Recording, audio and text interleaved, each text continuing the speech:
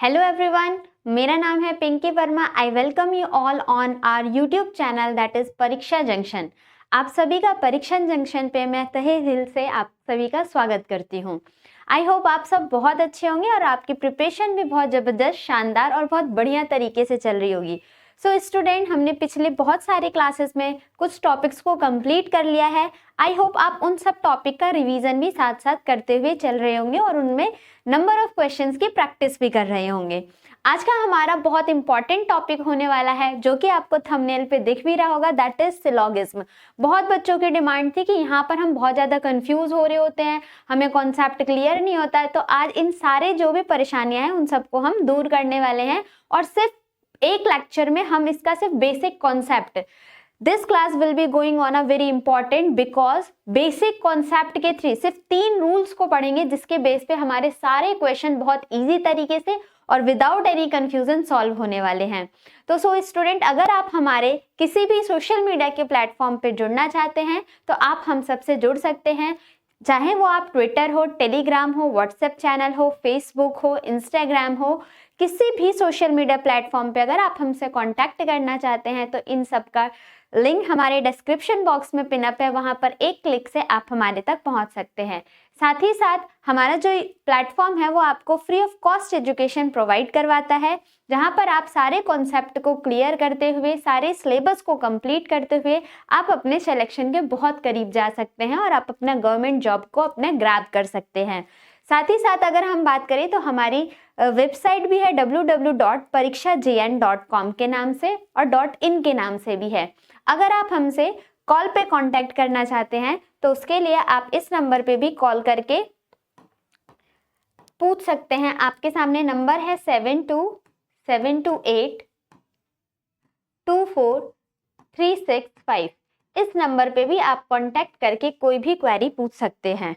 I hope आपको ये सारी चीज़ें क्लियर होंगी। तो स्टूडेंट, आज हम बहुत ही इंपॉर्टेंट टॉपिक पढ़ने वाले हैं, जो कि हमारे आने वाले एग्जाम्स के लिए जो भी सारे कॉम्पिटिटिव, आइदर चाहे बैंक हो, एसएससी हो, सीएचएसएल हो, सीजीएल हो, एमटीएस हो, सीपीओ हो, रेलवे का कोई एग्जाम हो, दिल्ली पुलिस का एग्जाम हो, किसी भी स्टेट लेवल के लिए जिस भी एग्जाम में, जिस भी कॉम्पिटिटिव एग्जाम में आपका चैप्टर सिलॉक्स आता है, उस चीज को बहुत आसानी से हम इस टॉपिक को कंप्लीट करने वाले हैं। You need to be very careful. आप अपने 4 कंपोनेंट लेके इकट्ठे होके बैठ जाइए और पूरे सेशन को बहुत शिद्दत के साथ, बहुत ध्यान से पढ़ते हुए हम आगे बढ़ेंगे। और वो 4 कंपोनेंट क्या है? आपके पेन, पेपर, आपका माइंड और आपका प्रेजेंस होना चाहिए। यहाँ पर मेंटली प्रेजेंट हो और अपने टॉपिक को आगे प्रोसीड करते हैं।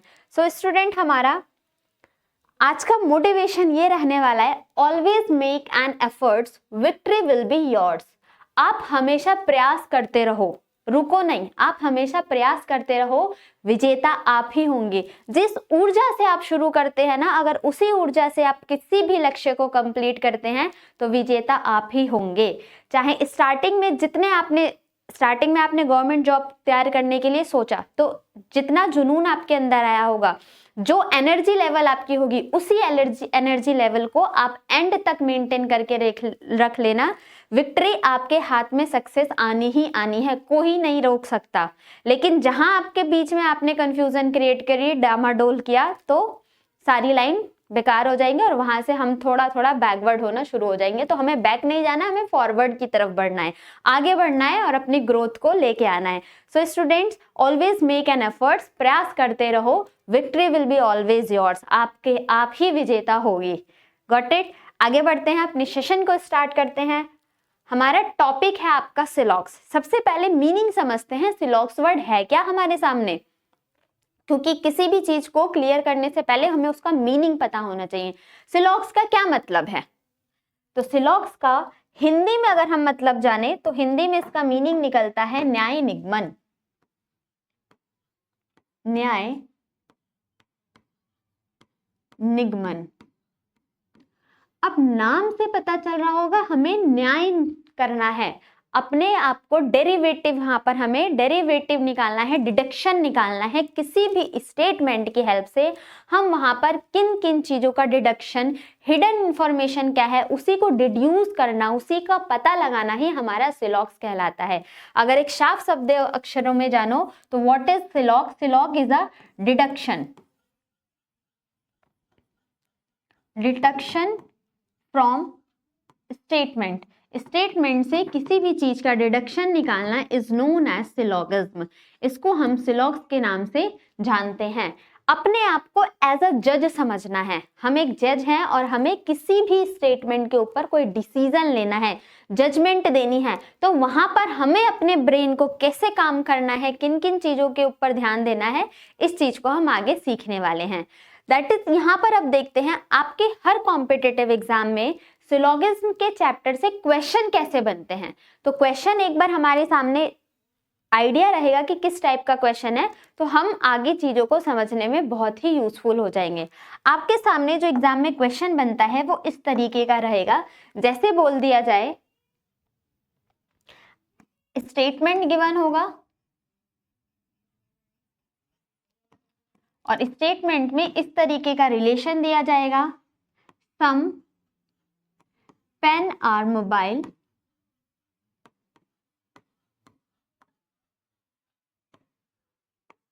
No mobile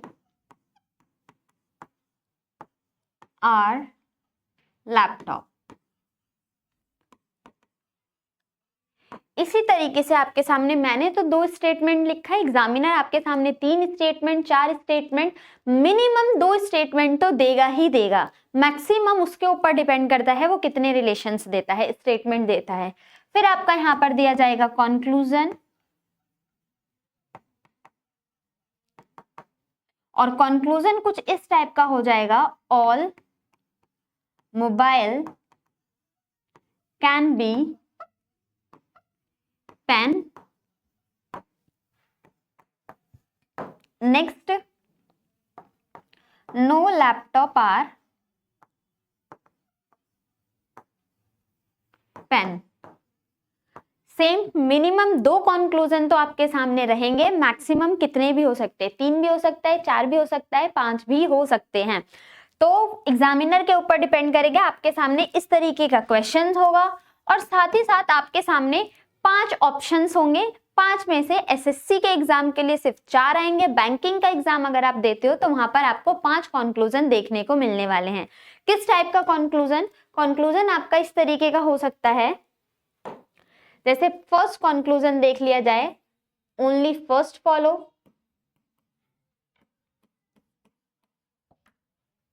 only second follows,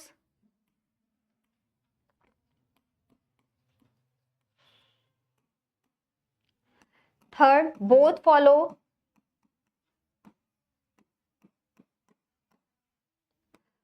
fourth neither first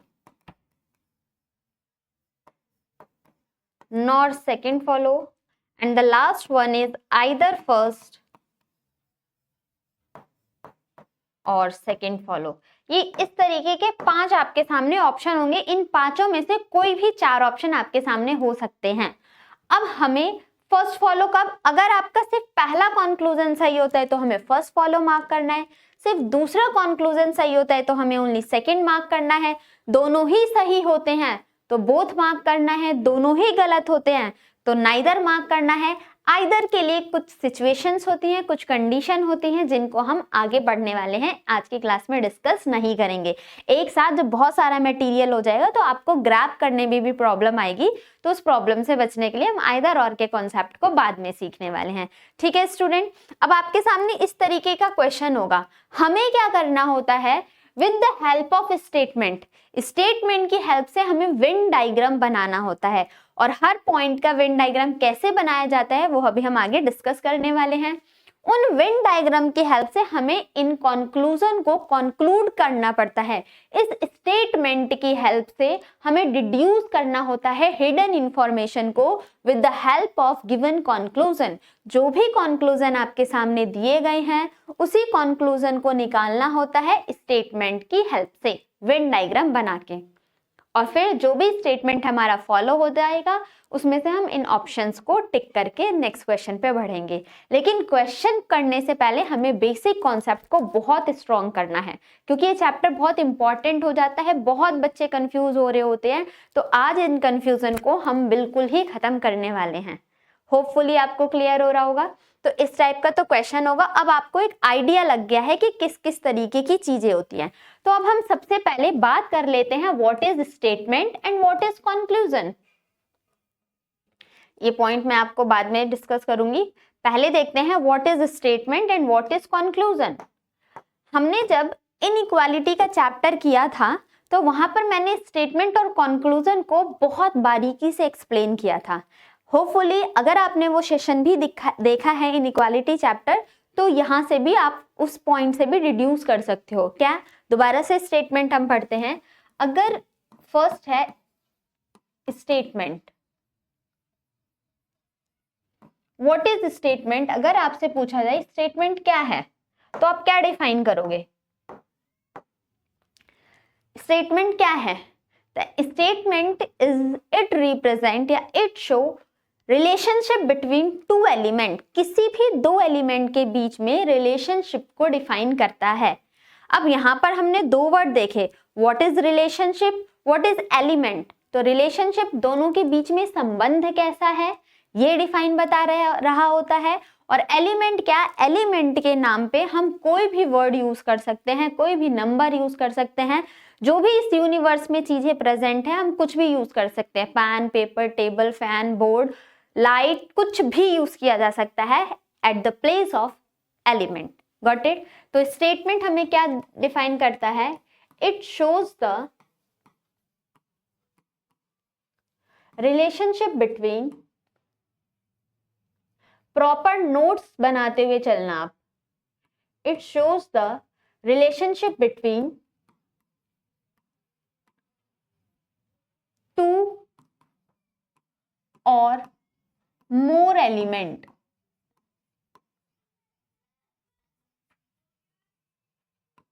it shows the relationship between two or more element. दो और दो से ज्यादा एलिमेंट के बीच में रिलेशनशिप को डिफाइन करता है। एग्जाम्पल लिखा है some board are length, full stop. आपके सामने एक स्टेटमेंट दिया गया, सम बोर्ड आर लेंथ, कुछ बोर्ड लेंस हैं। अब जब सम बोर्ड आर लेंस, तो यहाँ पर बोर्ड और लेंस क्या है आपके? ये बोर्ड और लेंस क्या है यहाँ पर? इनको ही बोला जाता है एलिमेंट्स। इन बोर्ड और लेंस की जगह कोई भी वर्ड यूज किया जाता है। और जो ये सम है ना, ये हमारे रिलेशनशिप को डिफाइन कर रहा है। ये हमारे रिलेशनशिप को डिफाइन कर रहा है। तो स्टेटमेंट से क्या पता चला? It shows the relationship between two or more element. दो और दो से ज्यादा एलिमेंट के बीच के रिलेशनशिप को डिफाइन करता है हमारा स्टेटमेंट। क्लियर हुआ? अब यहां से आगे देखते हैं, जो आपके ये एलिमेंट्स है ना, it will be illogical in nature. ये इलॉजिकल नेचर का हो सकता है। That means some board are lens. अब बोर्ड, कुछ बोर्ड लेंस है, क्या इसके पीछे कोई लॉजिक निकल रहा है? नहीं ना। तो elements it will be logical in nature. दूसरा, तो हमें we have to accept it as a universal truth. हमको ये एक्सेप्ट करना होता है कि ये यूनिवर्सल ट्रूथ मान लिया जाएगा। जो स्टेटमेंट ने बोल दी उसी बात तक हमारे पास इंफॉर्मेशन होती है, या हम उससे उतना ही जानते हैं। स्टेटमेंट को हमेशा हमें ट्रू मान के ही चलना है। भले वो बात गलत लग रही हो किसी पॉइंट पर, लेकिन हमें अपनी तरफ से उन स्टेटमेंट को ट्रू मान के चलना है। होपफुली स्टेटमेंट क्या होता है यह बहुत डिटेल में आपको बताया गया। It shows the relationship between two or more element, और एलिमेंट के नाम पे आपका वो एलिमेंट इलॉजिकल नेचर का हो सकता है, जिसकी वजह से हमें ये एक्सेप्ट करना जरूरी हो जाता है कि वो यूनिवर्सल ट्रूथ है। Got it? Now conclusion, what is conclusion? आपका कंक्लूजन क्या होता है?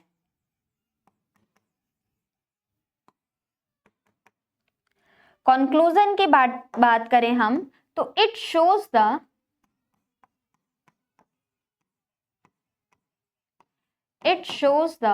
hidden information,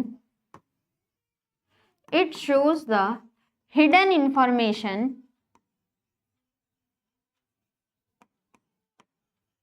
it shows the hidden information of statement. जो भी स्टेटमेंट में हिडन इंफॉर्मेशन होता है उस चीज को बताता है हमारा क्या? कंक्लूजन। ठीक, जो भी स्टेटमेंट में गिवन है उसकी हिडन इंफॉर्मेशन को रिवील कर रहा होता है हमारा क्या? Conclusion. And conclusion will be positive or negative as well as statement is always be positive and negative. Statement भी आपके पॉजिटिव नेगेटिव होते हैं और आपके कंक्लूजन भी पूरे हमारे पॉजिटिव नेगेटिव होते हैं।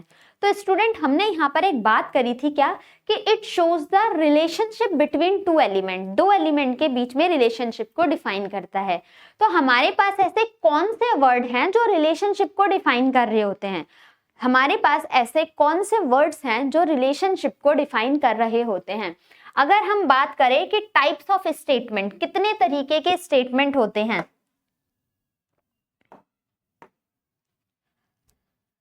अगर हम बात करें types of statement,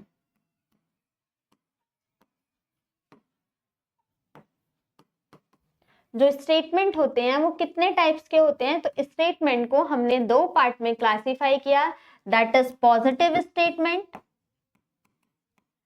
and the next one is negative statement. आप साथ साथ नोट बनाते चलना क्योंकि जब आप रिवीजन करोगे तो ये बहुत हेल्पफुल होने वाला है आपके लिए। सिलॉक्स के टाइप्स ऑफ स्टेटमेंट को हमने दो पार्ट में बांटा। पहला पार्ट है आपका पॉजिटिव स्टेटमेंट और दूसरा पार्ट है आपका नेगेटिव स्टेटमेंट। पूरे सिलॉक्स के अंदर जो भी दो एलिमेंट के बीच में रिलेशनशिप को डिफाइन कर रहे होते हैं वो हमारे पास सिर्फ 4 वर्ड्स हैं। वो 4 वर्ड्स कौन कौन से हैं? ऑल डिफाइन करता है, सम रिलेशनशिप को स्टैब्लिश कर रहा होता है, ऑल नॉट, सम नॉट और नो। ये 4 वर्ड कौन कौन से हैं? सम, ऑल, सम नॉट और नो। क्लियर हुआ? इन्हीं 4 वर्ड्स को हमें बहुत डीपली तरीके से डिस्कशन करना है आज के सेशन में। अब पॉजिटिव स्टेटमेंट में भी स्टूडेंट हमारे पास 2 पार्ट आते हैं। इस पॉजिटिव स्टेटमेंट में भी हमारे पास 2 पार्ट हो जाते हैं। पॉजिटिव में जो रिलेशनशिप को डिफाइन कर रहे होते हैं वो 2 वर्ड हैं। वो 2 वर्ड्स कौन कौन से हैं? पहला है आपका सम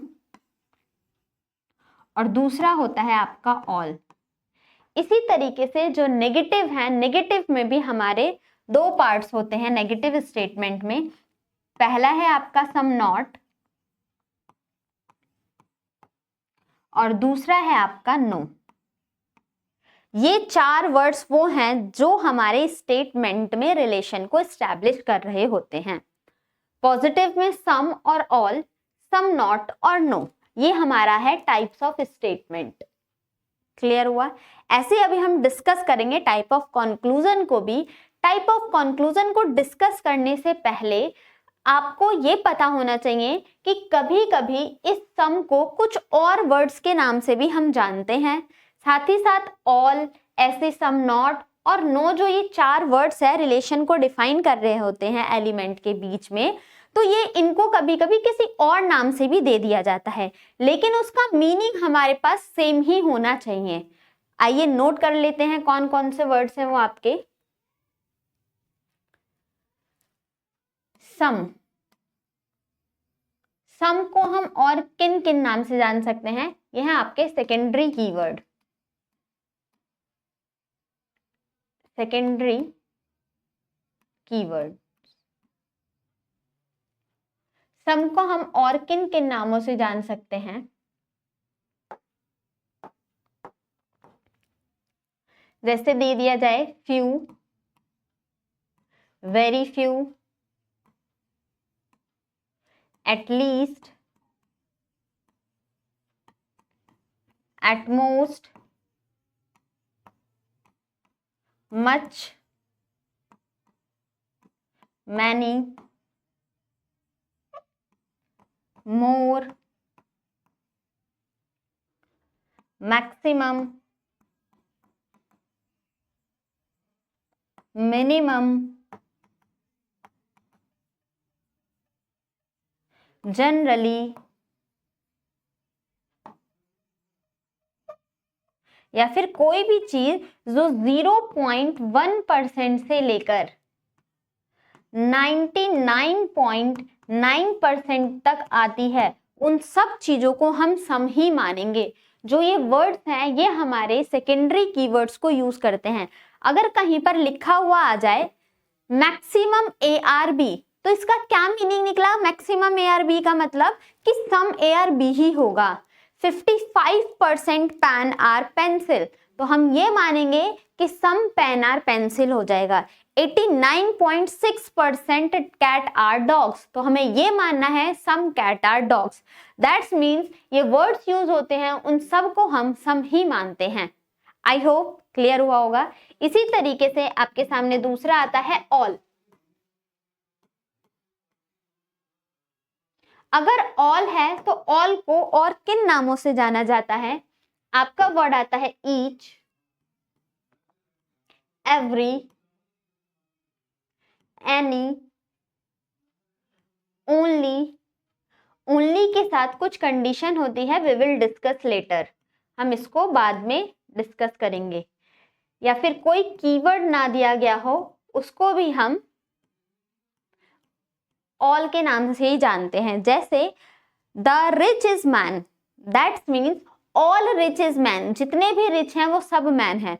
तो यहाँ पर द रिच इज मैन कोई कीवर्ड नहीं था ना ही सम था, ना ही ऑल था, ना ही सम नॉट था, ना ही नो था। जो भी वर्ड्स 4 वर्ड का डिस्कस किया था इसमें से अगर कोई भी कीवर्ड ना दिया जाए तो हम उसको बाय डिफॉल्ट ऑन मानेंगे, ऑल। Got it? या फिर कोई भी चीज 100% हो उसको भी हमें ऑल कंसिडर ही करके चलना है। नेक्स्ट आता है आपका सम नॉट। नेक्स्ट है आपका सम नॉट। सम नॉट को और किस किस नामों से जानते हैं हम स्टूडेंट? जैसे स्कार्सली, सेल्डम, हार्डली। ये वर्ड्स वो हैं जो हमारे सम नॉट के रिलेशन को डिफाइन कर रहे होते हैं। And the last one is no.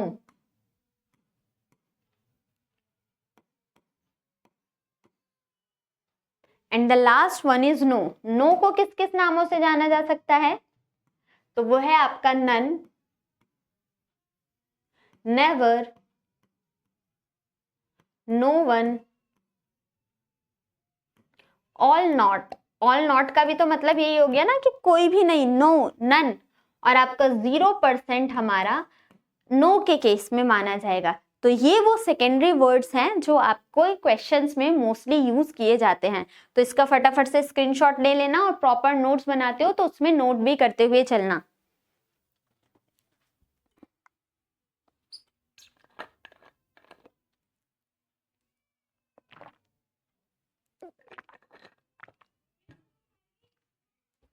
Clear हुआ? आगे बढ़े। Types of statement, that is positive and negative. Some or all को हम पॉजिटिव कंसिडर करते हैं, सम नॉट और नो को हम नेगेटिव कंसिडर करते हैं। इनके और क्या क्या नाम हो सकते हैं वो मैंने आपके सामने यहाँ पर रख दिया। अब हम डिस्कस करते हैं टाइप्स ऑफ कंक्लूजन। और next heading will be types of conclusion. हमारे पास कितने टाइप्स के कंक्लूजन होते हैं? So we have 2 types of conclusion. 2 तरीके के कंक्लूजन होते हैं। The first one is positive, वो definite conclusion, and second one is indefinite conclusion. आइए तो देखते हैं क्या है आपका। पहला है टाइप्स ऑफ कंक्लूजन आपका डेफिनेट कंक्लूजन।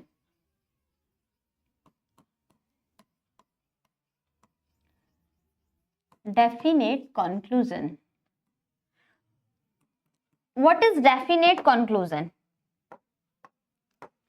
डेफिनेट कंक्लूजन वो होंगे जिसमें एब्सेंस ऑफ, कुछ वर्ड का एब्सेंस होता है। फॉर एग्जाम्पल कैन, मे और पॉसिबिलिटी, ये 3 वर्ड ऐसे हैं जो इन दोनों के बीच में डेफिनेट मतलब ये वर्ड हमें क्या रिप्रेजेंट करता है?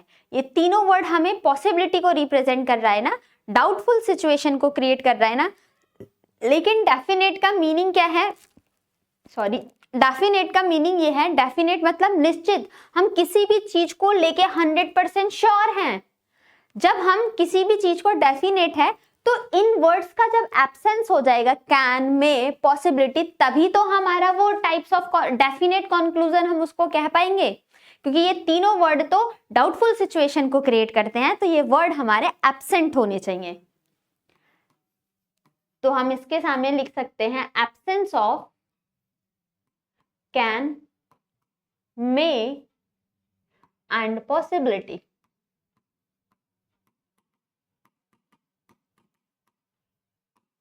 Clear? Example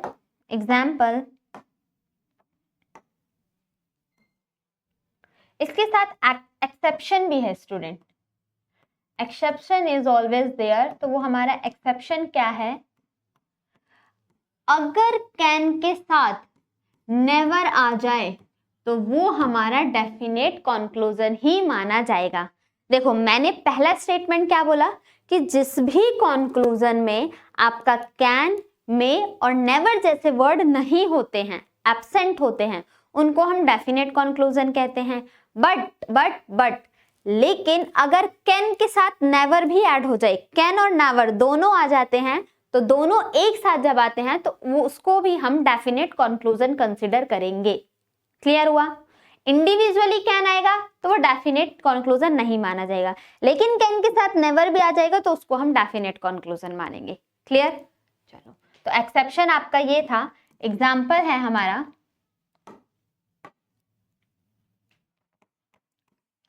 some A are B, ये हमारा डेफिनेट कंक्लूजन हो जाएगा। और ये भी हो सकता है all A can never, all A can never be B, ये भी हमारा डेफिनेट कंक्लूजन हो जाएगा। All A can never be B, can के साथ नेवर आ जाए तो उसको हमें डेफिनेट कंक्लूजन ही मानना है। Got it? चलो नेक्स्ट टाइप है आपका, टाइप ऑफ कंक्लूजन में सेकेंड टाइप है आपका इनडेफिनेट कंक्लूजन।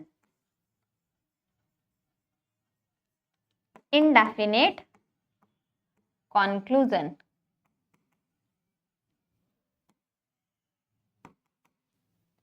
Indefinite conclusion. अब इनडेफिनेट कंक्लूजन में हमारा क्या होता है? प्रेजेंस होते हैं ये वर्ड, प्रेजेंस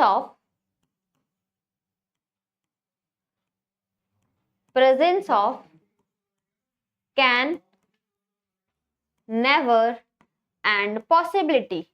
जब ये वाले वर्ड हमारे प्रेजेंट होते हैं उसको हम मानते हैं क्या?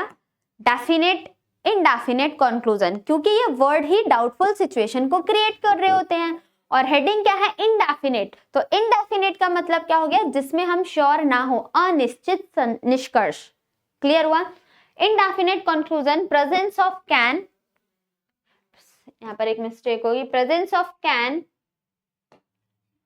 मे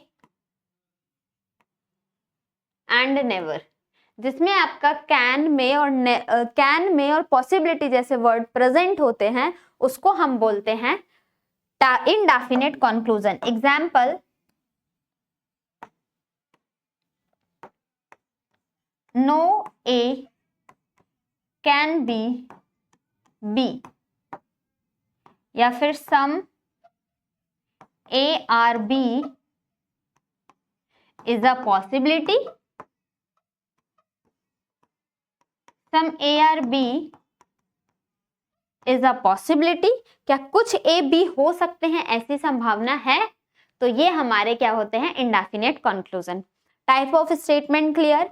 कौन कौन से चार वर्ड हैं वो चीज क्लियर? उन चारों वर्ड के अभी हम पर्टिकुलर इंडिविजुअली एक एक क्या पढ़ने वाले हैं, वेन डायग्राम के साथ साथ क्या पॉसिबल कंक्लूजन हो सकते हैं उस चीज को हम डिस्कस करने वाले हैं। अब हमने जब टाइप ऑफ स्टेटमेंट पढ़ा तो positive or negative, positive negative में पॉजिटिव में आ जाता है आपका सम और ऑल, नेगेटिव में आ जाता है आपका सम नॉट और नो। फिर हमने डिस्कस किया सेकेंडरी वर्ड, कौन कौन से सेकेंडरी वर्ड्स होते हैं। सेकेंडरी वर्ड्स के बाद स्टूडेंट हमने डिस्कस किया टाइप ऑफ कंक्लूजन, और टाइप ऑफ कंक्लूजन में डेफिनेट कंक्लूजन का मीनिंग क्या हो जाएगा हमारा, एब्सेंस होता है कैन में और पॉसिबिलिटी, और जिसमें ये वर्ड्स प्रेजेंट होते हैं उसको हम कहते हैं इनडेफिनेट कंक्लूजन। होपफुली आपको ये सारे पॉइंट्स क्लियर हुए होंगे। Whatever I want to deliver you आप तक वो चीजें पहुंच रही होंगी। इतना क्लियर हुआ। अब हमारे पास कुछ पॉइंट्स होते हैं। अब हम आगे मेन चीज आपकी यहां से शुरू होने वाली है। अभी तक हमने सिर्फ थ्योरेटिकल पोर्शन को डिस्कस किया था, but the main agenda of this session is start from here. यहाँ से आप पर्टिकुलर नोट्स बना के आप चीजों को तैयार, जो मतलब पुराना बताया था उसको भी नोट्स बनाना है, आगे भी नोट्स बनाते हुए चलना है जब तक हम सिलॉक्स के टॉपिक को कंप्लीट नहीं कर लेते हैं। अब एक चीज यहाँ पर ये देखी हमने, ये तो अभी हमारा सिर्फ थ्योरेटिकल पोर्शन था। अब हम इसको इम्प्लीमेंटेशन कैसे करने वाले हैं उस चीज को डिस्कस करेंगे। तो हमारे सामने 3 वर्ड्स होते हैं। किसी भी स्टेटमेंट का एक एक बार वेन डायग्राम देख लेते हैं कि हमें पर्टिकुलर हर एक रिलेशन का वेन डायग्राम कैसे ड्रॉ करना होता है।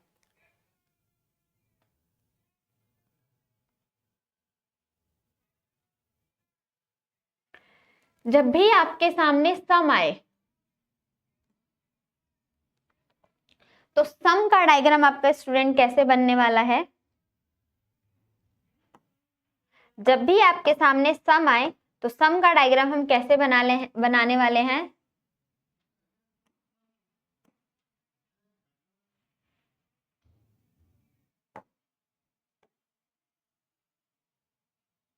इस तरीके का, this one is a A and this one is a B. अगर स्टेटमेंट दिया है सम ए आर बी तो हमारा जो वेन डायग्राम बनेगा वो कुछ इस तरीके का बनेगा। अगर आपका स्टेटमेंट गिवन है ऑल ए आर बी,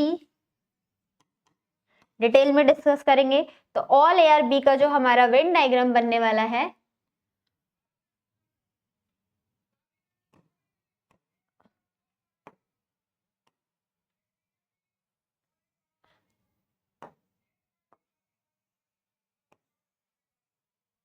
वो कुछ इस टाइप का बनने वाला है। यह है आपका ए और यह है आपका B, all A are B. जब भी आपका सम नॉट का रिलेशन बनेगा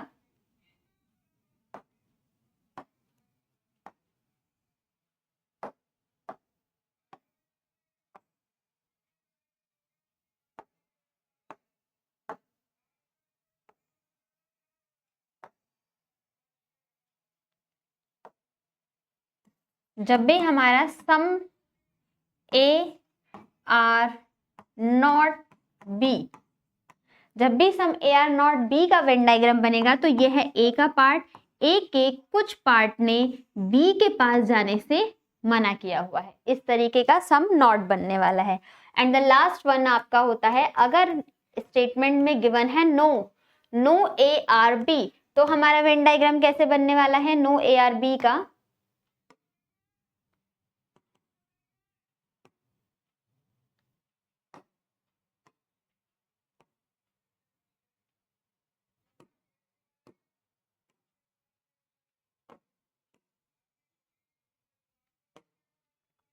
this one will be a A and this one will be a B. और ए और बी में जो ये लाइन है ना, ये हमारे नेगेटिव रिलेशन को रिप्रेजेंट करती है।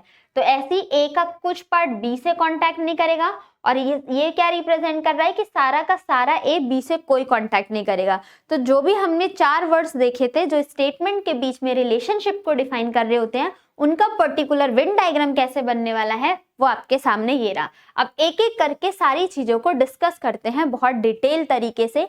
जो भी चीजें आपको इम्प्लीमेंट करनी होगी ना क्वेश्चन में, वो हम हमारी स्टार्ट अब होने वाली हैं। अब जब भी हम क्वेश्चन से स्टेटमेंट से कंक्लूजन निकालने जाएंगे तो हमारे पास 3 वर्ड है, 3 रूल है, जिन रूल को ध्यान में रख के ही हम अपने कंक्लूजन को डिराइव करने वाले हैं। पहला स्टेटमेंट क्या है स्टूडेंट, ध्यान से सुनना है, बहुत बार रिपीट करूंगी, इस चीज को आपको रट लेना है, अपने दिमाग में बिठा लेना है। क्या है पहला आपका ये है, अगर किसी भी आपका स्टेटमेंट पॉजिटिव नेचर का है और कंक्लूजन नेगेटिव नेचर का दिया है तो वो कंक्लूजन आपका हमेशा गलत होने वाला है। स्टेटमेंट अगर आपका पॉजिटिव नेचर का दिया गया है और कंक्लूजन आपका नेगेटिव नेचर का दिया गया है तो वो कंक्लूजन आपका हमेशा गलत होने वाला है। ऐसा क्यों? पॉजिटिव स्टेटमेंट, पॉजिटिव नेचर का आप मतलब क्या समझे? पॉजिटिव स्टेटमेंट कौन कौन से? अगर आपके स्टेटमेंट में सम और ऑल दिया है लेकिन कंक्लूजन में सम नॉट और नो के रिगार्डिंग क्वेश्चन पूछा है तो वो कंक्लूजन हमारा डेफिनेट में गलत होगा। पॉसिबिलिटी में ट्रू हो सकता है, अभी हम कुछ नहीं कह सकते, वो क्वेश्चन पे डिपेंड करेगा तब चेक करेंगे, लेकिन डेफिनेट में वो हमेशा गलत होगा। क्लियर हुआ? सेकंड पॉइंट, जो चीज आपको पहले से ही पता है और उसमें भी पॉसिबिलिटी लगा देते हो वो कंक्लूजन भी आपका हमेशा गलत हो जाएगा। जो चीज आपको पहले से ही पता है और फिर भी आप उसमें कंक्लूजन में पॉसिबिलिटी लगा देते हो, कैन लगा देते हो या मे लगा देते हो, वो कंक्लूजन भी आपका हमेशा गलत होने वाला है। फॉर एग्जाम्पल, मैंने बोला इट इज रेनिंग, ये मेरा स्टेटमेंट है, मैंने क्या बोला? इट इज रेनिंग, बारिश हो रही है। और फिर कंक्लूजन में किसी ने आके ये बोल दिया may be it is a raining, शायद बारिश हो रही है। जब स्टेटमेंट पहले ही बता रहा है कि बारिश हो रही है, डेफिनेट है, हम श्योर हैं, और फिर भी हम क्या बोल रहे हैं कि शायद बारिश हो रही है, तो जो चीज पहले से ही पता है उसमें ना ही हम पॉसिबिलिटी लगा सकते हैं, ना ही हम कैन लगा सकते हैं, ना ही हम मे लगा सकते हैं। तो जब भी आपको कोई चीज पहले से ही पता हो फिर भी उसके कंक्लूजन में कैन, मे और पॉसिबिलिटी जैसा वर्ड आ जाए तो वो कंक्लूजन भी हमारा गलत हो जाता है। ठीक, 2 पॉइंट पर डिस्कस किया। पहला पॉइंट क्या था? पॉजिटिव स्टेटमेंट से negative conclusion can never be concluded. Second one is that जो चीज हमें पहले से ही पता है अगर उसमें भी पॉसिबिलिटी वर्ड लगा देते हैं तो वो भी हमारा गलत हो जाता है। 2 पॉइंट गलत वाले समझ में आए। एंड द थर्ड वन, तीसरा एंड मोस्ट इंपॉर्टेंट और सबसे ज्यादा यूज होने वाला रूल यही है, कभी भी किसी भी 2 एलिमेंट के बीच में, कभी भी किसी भी 2 एलिमेंट के बीच में अगर कोई रिलेशन नहीं बताया गया है, उसके रिगार्डिंग कोई इंफॉर्मेशन नहीं दी गई है, या उन 2 एलिमेंट के बीच में ब्लैंक स्पेस है जिसके बारे में इंफॉर्मेशन हमें नहीं पता, और फिर भी इन तरीके के कंक्लूजन में आपका वर्ड आता है कैन, मे और पॉसिबिलिटी, वो कंक्लूजन आपका हमेशा सही हो जाएगा। वापस से आई रिपीट माय वर्ड्स, कभी भी किसी 2 एलिमेंट के बीच में कोई रिलेशन नहीं है या उनके बीच में कुछ ब्लैंक स्पेस है, कुछ समथिंग का रिलेशन है बट बाकी के बारे में हमारे पास इंफॉर्मेशन नहीं है, that is blank space given है, और फिर भी इन तरीके के स्टेटमेंट के कंक्लूजन में अगर आपका वर्ड दिया जाए कैन, मे और पॉसिबिलिटी तो वो कंक्लूजन आपका हमेशा ट्रू हो जाएगा। इसी 3 पॉइंट पे आपका पूरा सिलॉक्स डिपेंड करता है। यही 3 पॉइंट है, इंप्लीमेंट करेंगे। रीजनिंग पढ़ रहे हो, आपको हर स्टेटमेंट से आपने कंक्लूजन कैसे निकाला है इसका रीजन आपको पता होना चाहिए। क्लियर हुआ? फॉर एग्जाम्पल, जो थर्ड रूल है उसका एक एग्जाम्पल लेके हम समझते हैं। एक पर्सन ए है और एक पर्सन बी है, इन दोनों में अभी कोई रिलेशन नहीं है, ना ही सम का रिलेशन है, ना ही ऑल का रिलेशन है, ना ही सम नॉट का रिलेशन है और ना ही नो का रिलेशन है। नो का रिलेशन का मतलब आप ये नहीं समझना कि ए और बी के बीच में कोई रिलेशन नहीं है, इनके बीच में रिलेशन तो प्रेजेंट है लेकिन दुश्मनी का रिलेशन प्रेजेंट है। ए और बी के बीच में अगर ये स्टेटमेंट दिया है नो ए आर बी, तो इसको ये नहीं समझना है कि ये स्टेटमेंट कंक्लूजन गलत है या फिर ये पॉइंट गलत है।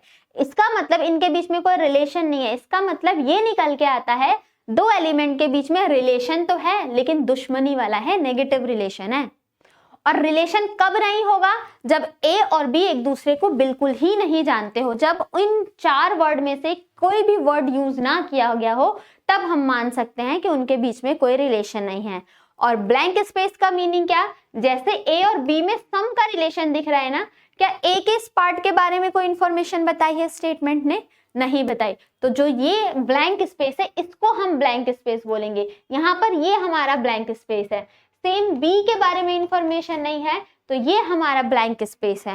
ए के बाकी बचे हुए के बारे में हमारे पास कोई इंफॉर्मेशन नहीं है तो ये हमारा ब्लैंक स्पेस है, और बी की तरफ से कोई इंफॉर्मेशन नहीं दे रहा है स्टेटमेंट, तो ये हमारा ब्लैंक स्पेस है। क्लियर हुआ ब्लैंक स्पेस का मीनिंग, और जब दो एलिमेंट के बीच में रिलेशन ना हो, इन दोनों का मीनिंग का डिफरेंस क्या है। होपफुली आपको ये क्लियर हुआ होगा। तो एग्जाम्पल लेते हैं, एक पर्सन है ए और दूसरा पर्सन है आपका बी। इन दोनों पर्सन के बीच में कोई रिलेशन नहीं है। अब मुझे यहाँ से कंक्लूजन निकालने हैं, आप बताते हुए चलना कौन कौन सा कंक्लूजन सही होने वाला है। मैंने ये बोला ये वाला ए कभी भी बी के घर पे नहीं जा सकता, ये वाला ए कभी भी बी के घर पे नहीं जा सकता। तो ऐसा पॉसिबल है ना, क्योंकि ए और बी एक दूसरे को जानते नहीं है, क्या पता कभी भी वो उससे कोई कांटेक्ट ना करे, उसे बिल्कुल ही ना जाने। ठीक, ऐसा भी तो हो सकता है कुछ ए बी के पास जा सकते हैं, some A are B is a possibility. तो कुछ चाहे, अभी तो कोई रिलेशन नहीं था, बट इन फ्यूचर ऐसा हो सकता था कि ए का कुछ पार्ट उठकर बी के पास चला जाए। ठीक, नेक्स्ट, कुछ ए कभी भी बी के पास ना जाए, ऐसी पॉसिबिलिटी है। तो ठीक है, कुछ टाइम बाद दोनों एक एरिया पे रहते, एक दूसरे के जानते नहीं है, लेकिन कुछ टाइम बाद ऐसा हुआ कि जो ए के घर के बड़ा वाला मेंबर है ना, वो बी के घर को जान जाता है, बी से कोई रिलेशन रखता है। लेकिन ऐसा भी तो हो सकता था जो ए के घर में जो बड़ा इंसान था सिर्फ वही जानता हो, जो बाकी के मेंबर है वो कोई रिलेशन ना रखता हो बी से। तो हम ये बोल सकते हैं ना कि कुछ बचा हुआ ए, some A are not B, कुछ ए बी नहीं होगा, इज अ पॉसिबिलिटी। डेफिनेट में हम ये एक दूसरे को नहीं जानते, तो हम इनके बारे में कुछ भी पॉजिटिव या नेगेटिव नहीं बोल सकते डेफिनेट में, बट पॉसिबिलिटी में तो बोल सकते हैं ना। जैसे कि आपको पता है मेरे बारे में आपको इंफॉर्मेशन स्टार्टिंग में मान लो कुछ नहीं पता थी, आप मेरे को नहीं जानते थे, तो आप मेरे बारे में पॉसिबिलिटी में कुछ भी बोल सकते हो। मैम अच्छी भी हो सकती है, मैम बुरी भी हो सकती है, कुछ भी बोल सकते हो, क्योंकि आपके पास मेरे बारे में इंफॉर्मेशन नहीं पता। लेकिन जब आप मेरे बारे में कुछ जान जाओगे, तो क्या आप कुछ भी इंफॉर्मेशन पता लगाने के बाद कोई बात पॉसिबल डेफिनेट में या पॉसिबिलिटी में बोल पाओगे? नहीं बोल पाओगे। तो सेम, अगर किसी दो एलिमेंट के बीच में कोई रिलेशन नहीं होता है और वहां पर वर्ड यूज होता है कैन, मे या नेवर, उस कंक्लूजन को हम हमेशा सही मानते हैं। इन्हीं 3 पॉइंट्स को मैंने लैंग्वेज फॉर्मेट में रखा हुआ है, आप एक बार चेक कर लो। पहला स्टेटमेंट देखो, पहला क्या है, whenever there is a no relation. अभी जो थर्ड पॉइंट हमने डिस्कस किया था वही नोट पॉइंट 1 में बनाया है। नोट लिखकर ऐसे बादल क्लाउड बनाकर इसको ऐसे नोट कर लेना। This is a very important point of this session. इन्हीं पे आपका क्वेश्चन डिपेंड होगा, इन्हीं से आप रीजन निकाल के उसका आंसर वेरीफाई, जस्टिफाई कर पा रहे होगे। क्या बोला गया है, whenever there is a no relation between any two element according to Venn diagram. जब भी किसी दो वेन डायग्राम के बीच में कोई रिलेशन ना दिया गया हो, then all type of definite conclusion will be treated wrong। तो डेफिनेट में तो वो गलत है, जैसे ए और बी नहीं जानते थे एक दूसरे को, क्या मैं ये बोल सकती हूँ कुछ ए बी को जानता है? नहीं, क्योंकि इनके बीच में तो कोई रिलेशन ही नहीं है ना। जैसे मैं और आप, सपोज करो हम एक दूसरे को नहीं जानते हैं, और डेफिनेट में मैं क्या बोल रही हूँ कि मैं आपको थोड़ा बहुत जानती हूँ, क्या आप मेरी बात पे यकीन करोगे? नहीं, क्योंकि हम दोनों के बीच में तो अभी कोई रिलेशन ही नहीं था, ना ही सम का रिलेशन था, ना ही ऑल का, ना ही सम नॉट का, ना ही नो का। तो हम अगर किसी के बारे में कुछ नहीं जानते हैं तो उसके बारे में हम डेफिनेट में कुछ भी नहीं बोल सकते, हमारा कोई अधिकार नहीं बनता कि हम उस पर कोई टिप्पणी कर पाए। क्लियर है? तो इसी तरीके से दो एलिमेंट के बीच में अगर कोई रिलेशन नहीं है वेन डायग्राम के अकॉर्डिंग, और उसमें जितने भी डेफिनेट कंक्लूजन होंगे जिसमें कैन नेवर में नहीं आता, उसको हमें रॉन्ग ट्रीट करना है। वेयर एज जहां पर all type of possible conclusion दे दिया जाए, कैन में नेवर वाले वर्ड प्रेजेंट कर दिए जाए, तो that conclusion will be treated true. तो वो कंक्लूजन हमारा ट्रू प्रूफ हो जाएगा। हिंदी लैंग्वेज में भी लिखा है, जब भी वेन आरेख के अनुसार किसी भी दो तत्वों के बीच कोई संबंध नहीं होता तो सभी प्रकार के निश्चित निष्कर्ष को गलत माना जाएगा, जबकि सभी प्रकार के संभावित निष्कर्ष को हम सही मानते हैं। क्लियर हुआ? आगे बढ़ते हैं। पॉइंट नंबर 2 क्या बोला गया है नेक्स्ट पे? Whenever we will be required to draw true conclusion, जब भी हमें जरूरत पड़े या हमें लगे कि हमें सही निष्कर्ष निकालना है, then blank space of any Venn diagram, blank space के बारे में कोई इंफॉर्मेशन हमें नहीं दी गई है, we will have to use possibility, तो वहां पर अगर हम possibility का यूज करते हैं तो उस कंक्लूजन को हम ट्रू मान लेते हैं। वही वाला पॉइंट कि जब भी आपके दो एलिमेंट के बीच में कुछ रिलेशन बताया गया है बट बाकी के बारे में कोई इंफॉर्मेशन नहीं है, ब्लैंक स्पेस प्रेजेंट है, और वहां पर भी आपको अगर उस कंक्लूजन को ट्रू करना है तो वहां पर हम वर्ड यूज कर सकते हैं कैन, मे और पॉसिबिलिटी का। Will have to possibility, otherwise that conclusion will be treated wrong, वरना तो उसको रॉन्ग माना जाएगा। जब भी हमें किसी वेन आरेख के रिक्त स्थान के बारे में एक सही निष्कर्ष निकालना होगा तो हमें संभावना का उपयोग करना होगा। यही पॉइंट्स मैंने यहाँ पर एक्सप्लेन करने से पहले आपके लिए दिया है।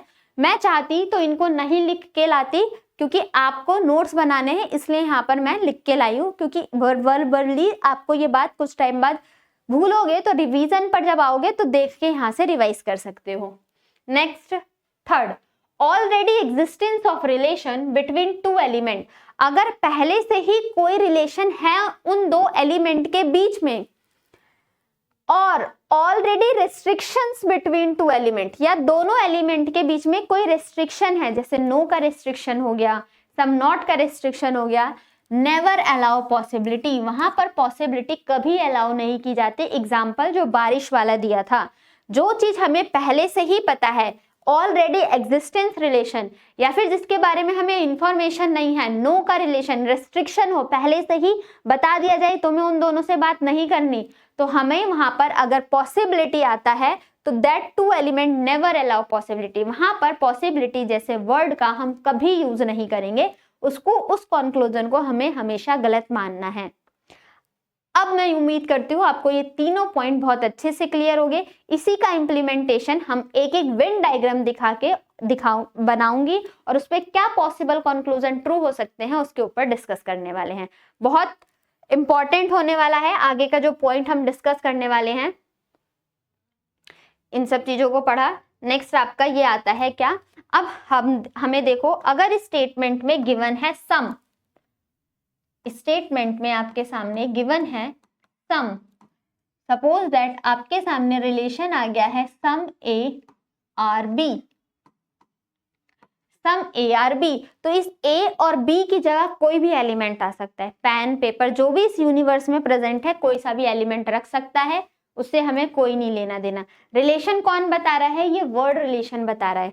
जब भी ऐसा स्टेटमेंट आए तो स्टूडेंट हमारा वेन डायग्राम सबसे पहले कैसा होना चाहिए, इस चीज के बारे में डिस्कस करते हैं। अभी आपको बताया भी था, सम का रिलेशन दिया जाए तो हमारा जो वेन डायग्राम होगा वो इस टाइप का होगा।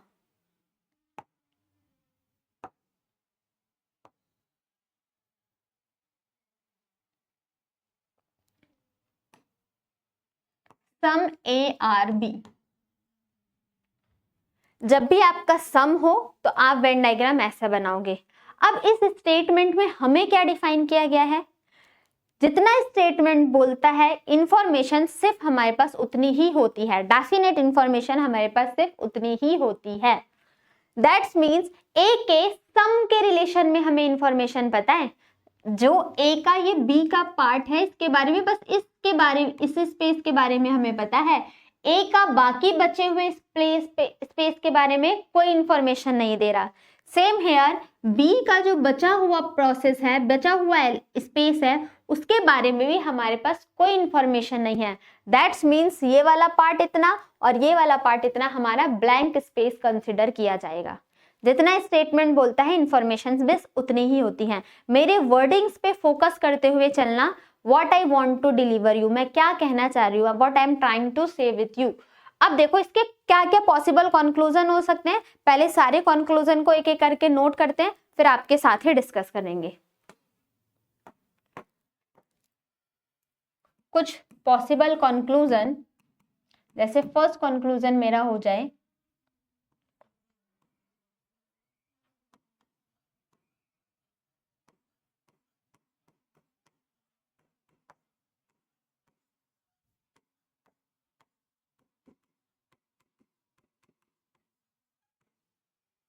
सेकंड है आपके सामने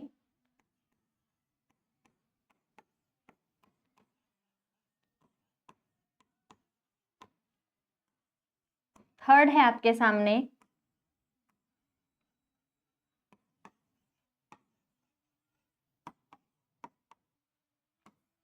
फोर्थ है आपके सामने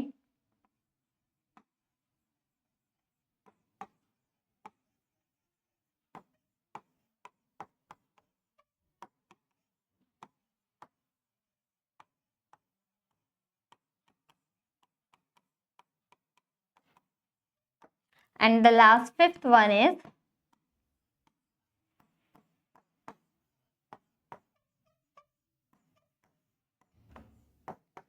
ये मेरे सामने कुछ 5 कंक्लूजन दिए हैं। देखते हैं इन 5 कंक्लूजन से हम क्या क्या डिराइव कर पाते हैं। आपको स्टेटमेंट का मीनिंग पता चल चुका है। सम ए आर बी, कुछ ए बी हैं, तो वेन डायग्राम कैसे बनेगा हमें ये भी इंफॉर्मेशन मिल चुकी है सम ए आर बी की। अब जो मैं पूछती जाऊं उसका आप आंसर देते जाना। फॉर एग्जाम्पल जैसे यहाँ पर बोला गया है some A are not B is a possibility, तो आप इसको सिर्फ फुल स्टॉप तक रीड करना। इसको आप सिर्फ फुल स्टॉप तक यहां तक रीड करो, ग्रीन पॉइंट तक। सम ए आर नॉट बी, आप इसको ट्रू करोगे या फॉल्स करोगे। स्टेटमेंट अगर आपके सामने गिवन है सम ए आर बी और यहां पर मैंने पूछ लिया आप बताओ some A are not B, definite में पूछ रही हूं, तो वो चीज सही होगी या गलत। बहुतों के दिमाग में आ रहा होगा कि कुछ ए बी हैं तो बाकी बचे हुए ए बी नहीं होंगे, ऐसा ही आ रहा होगा, लेकिन ये पॉइंट गलत है। स्टेटमेंट जितना इंफॉर्मेशन देता है बस हमारे पास उतनी ही इंफॉर्मेशन है। हमें सिर्फ ये पता है कि सम ए आर बी तो है, बाकी ब्लैंक स्पेस के बारे में हम कुछ नहीं जानते। क्यों? क्योंकि स्टेटमेंट में उससे रिलेटेड कुछ इंफॉर्मेशन ही नहीं दी गई है। Some A are not B, और वैसे भी एक पॉइंट और बताया था मैंने आपको, क्या अगर पॉजिटिव स्टेटमेंट है और डेफिनेट में नेगेटिव कंक्लूजन दिया है तो भी वो हमेशा गलत होता है। तो स्टेटमेंट स्टूडेंट यहाँ पर आपका पॉजिटिव नेचर का है और इससे फुल स्टॉप तक रीड कर रहे हो तो ये नेगेटिव कंक्लूजन है, तो वो गलत माना जाएगा। लेकिन यहाँ पर हमसे क्या बोला गया है,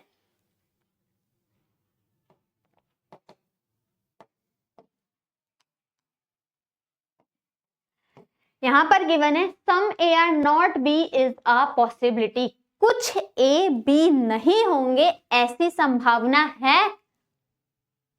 कुछ ए बी नहीं होंगे ऐसी संभावना है। तो देखो सम के बारे में तो हमें पक्का पता था कि कुछ ए तो बी हैं।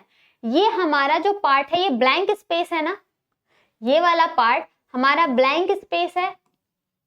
और ब्लैंक स्पेस के बारे में अगर कोई इंफॉर्मेशन ना गिवन हो और वहां पर वर्ड यूज होता है कैन, में और पॉसिबिलिटी, तो वो कंक्लूजन हमारा ट्रू माना जाता है। तो इसका मतलब हम ये बोल सकते हैं कि जो ये बाकी बचा हुआ ए है ये बी के पास जा सकता है। Clear? Some A are not B, या फिर नहीं जा सकता, some A are not B is a possibility, कुछ ए कभी भी बी के पास ना जाए ऐसी संभावना है, तो हम इसको ट्रू मानेंगे। एक प्रैक्टिकल एग्जांपल देती हूं मैं आपके सामने। एक है क्लास नंबर ए, इधर वाली क्लास है आपकी क्लास नंबर ए और इधर वाली क्लास है आपकी क्लास नंबर बी। जो क्लास ए और क्लास बी है इन दोनों के बीच में सम का रिलेशन है। फॉर एग्जाम्पल क्लास ए में जो फ्रंट रो के स्टूडेंट हैं वो क्लास बी के फ्रंट रो के स्टूडेंट को जानते हैं। इमेजिनेशन करो, इमेजिन करो एक क्लास ए और एक क्लास बी है। क्लास ए के जो फ्रंट वाले स्टूडेंट हैं वो क्लास बी के फ्रंट वाले स्टूडेंट को जानते हैं, तो उनके बीच में हो गया सम का रिलेशन। और फिर आपके सामने ये बोल दिया जाए सम ए, जो क्लास ए के बाकी बचे हुए स्टूडेंट है, सम ए, क्योंकि पहली रो ही तो जानती थी उस क्लास के बच्चों को, बाकी बच्चे तो नहीं जानते, तो जो सम ए है उस क्लास के बाकी बचे हुए बच्चे कभी भी बी से कोई मतलब ना रखे ऐसा हो सकता है, कभी भी मतलब ना रखे तो गलत, लेकिन ऐसा तो हो सकता है ना, कभी फ्यूचर में कोई कांटेक्ट ही ना करे, पॉसिबल तो है। क्यों? क्योंकि क्लास ए और क्लास बी एक दूसरे को जानती है, वो भी सिर्फ फर्स्ट रो, उनके बीच में सिर्फ सम का रिलेशन है। बाकी जो क्लास ए के स्टूडेंट हैं उनकी तरफ से हमारे पास कोई इंफॉर्मेशन नहीं है, और वर्ड यूज किया है क्या? पॉसिबिलिटी, तो वो कंक्लूजन हमारा सही हो जाएगा। दैट्स मीन्स जो सम ए है, some classroom of a student are not B, कभी भी बी से कोई मतलब ना रखे ऐसा हो सकता है, तो वो करेक्ट हो जाएगा। और हम ये भी बोल सकते हैं ब्लैंक स्पेस के बारे में इंफॉर्मेशन नहीं है, और वहां पर अगर वर्ड यूज होता है पॉसिबिलिटी का, चाहे वो पॉजिटिव तौर पे हो चाहे वो नेगेटिव तौर पे हो, तो वो कंक्लूजन हमारा सही माना जाता है। होपफुली ये पॉइंट आपका क्लियर हुआ होगा। ठीक, next, all A can be B, all A can be B. आपसे ये पूछ लिया जाए क्या सारा का सारा ए बी के पास जा सकता है? दैट्स मीन्स जो क्लास ए के स्टूडेंट थे वो सारे के सारे स्टूडेंट उठ के बी के क्लास में आ सकते हैं। फर्स्ट रो और फर्स्ट रो दोनों क्लास के वो तो जानते हैं, वो एक दूसरे से बातचीत करते हैं, लेकिन क्या ऐसा हो सकता है कि सारे के सारे ए बी की क्लास में आके बैठ जाए? पॉसिबल है ऐसा? डेफिनेटली पॉसिबल है। क्यों? क्योंकि सम ही तो जानते हैं, वो तो ब्लैंक स्पेस हो गई ना पीछे वाले स्टूडेंट, तो उनका मन अब इस बार कर रहा है कि हमें बी की क्लास में बैठ के एक साथ मैथ्स की क्लास लगने वाली है, एक साथ रीजनिंग की क्लास लगने वाली है, तो सारे के सारे ए क्लास के स्टूडेंट बी क्लास के स्टूडेंट की क्लासरूम में बैठ के पढ़ सकते हैं ना। दैट्स मीन्स वो पॉसिबल हो जाएगा। डायग्राम में, अपने वेन डायग्राम में समझते हैं, ए का कुछ पार्ट तो पहले से ही बी के घर में रहता है, दैट्स मीन्स इनके बीच में तो पहले से ही सम का रिलेशन है। बाकी बचा हुआ ए बी के पास जा सकता है, तो फिर से ये ब्लैंक स्पेस, ये जा भी सकता है इसके पास और ये नहीं भी जा सकता, दोनों चीजें पॉसिबल है ना। ब्लैंक स्पेस के बारे में इंफॉर्मेशन नहीं है और पॉसिबिलिटी दिया है, तो पॉसिबिलिटी में वो चीज सही मानी जाती है। ठीक, सेम ए का कुछ पार्ट तो पहले से ही मेरे बी के पास है, बाकी ए का बचा हुआ पोर्शन भी बी के पास जा सकता है, तो मैं ऐसा कंक्लूजन निकाल सकती हूं कि सारा का सारा ए जो है वो बी के पास उठ के जा सकता है। Got it? क्लियर है? दैट्स मीन्स ऑल ए, ये सारा का सारा ए बी के पास जा सकता है। This conclusion will always be right. Clear? दोनों चीज डायग्राम में भी समझाया और आपको प्रैक्टिकली एग्जाम्पल भी दे रही हूं। अब यहां पर क्या बोला गया है?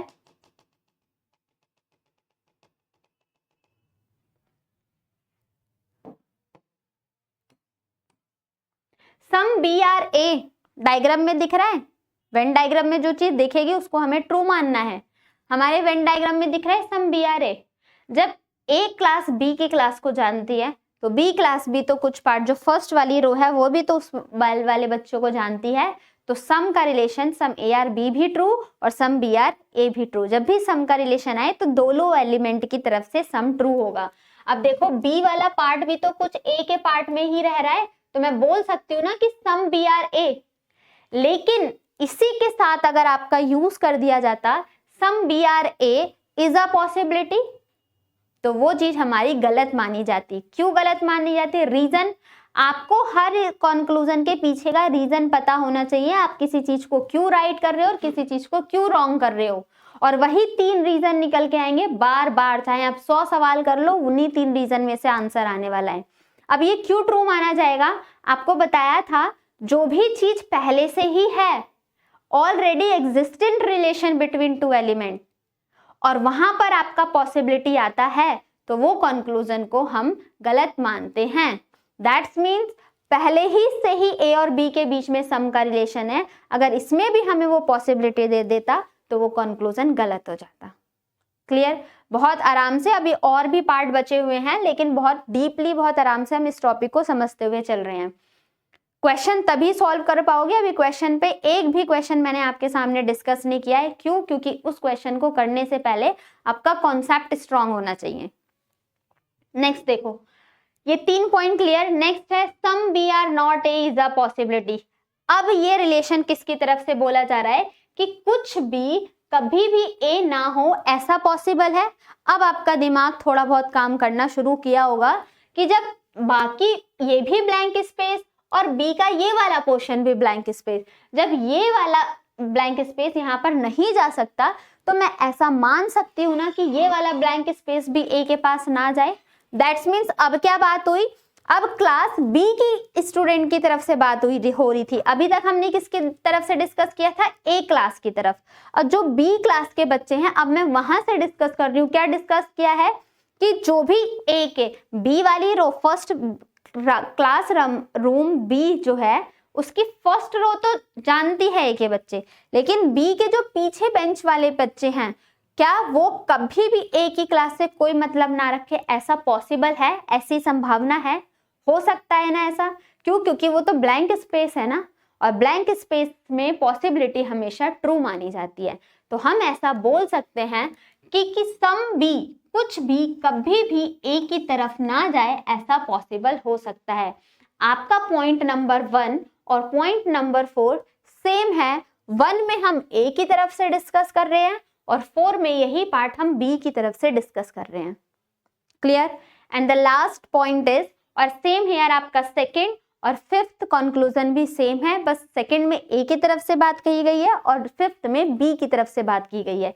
क्या बोला जा रहा है? ऑल बी कैन बी ए, सारा का सारा बी मेरा ए के पास जा सकता है। तो देखो बी का कुछ पार्ट तो पहले से ही ए के घर में रह रहा है, बी का कुछ पार्ट तो पहले से ही ए के घर में रह रहा है, बाकी ये ब्लैंक स्पेस है तो ये भी इसके पास जा सकता है।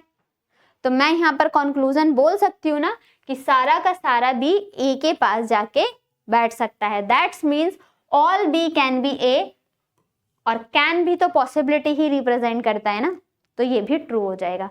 अभी आपके सामने ये मैंने सारे ट्रू वाले कंक्लूजन रखे हैं। दैट्स मीन्स ये सारे कंक्लूजन हमारे ट्रू। आई होप आपको ये पॉइंट क्लियर हुआ होगा।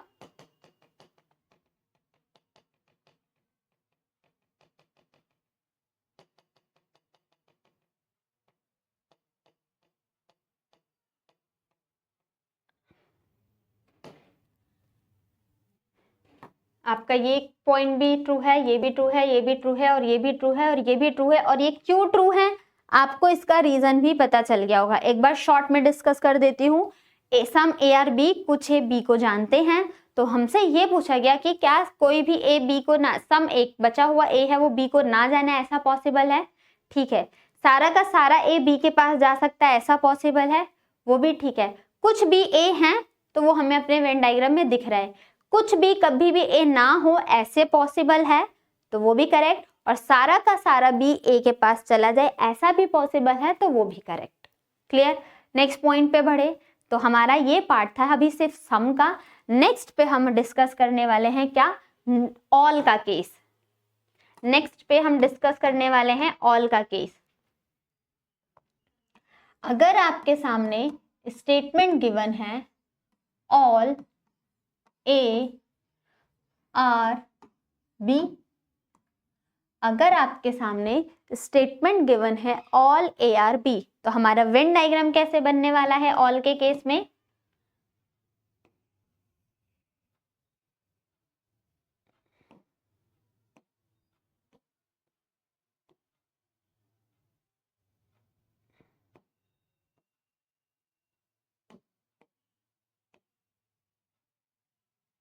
इस टाइप का बनेगा। ऑल ए आर बी, यहाँ पर हमारा ये है ए का पार्ट, सारा का सारा ए किसके घर में रहता है? बी के घर में। ऑल ए आर बी, सारा का सारा ए बी के घर में रहता है। हम एग्जाम्पल ऐसा मान सकते हैं कि जो बी है ना वो मकान मालिक है, एक बड़ा सा घर है, बी जो है वो मकान मालिक है, लैंडलॉर्ड है, और उस लैंडलॉर्ड के घर में ए को एक जगह दे रखी है, तो ए आपका किराएदार हो गया है। तो ऑल ए आर बी। अब इस स्टेटमेंट में हमारे पास इंफॉर्मेशन किस एलिमेंट की तरफ से है स्टूडेंट? सिर्फ ए की तरफ से। ए की तरफ से ही बताया जा रहा है कि सारा का सारा ए बी की घर में रहता है, बी से रिलेशन, सारा ए बी है।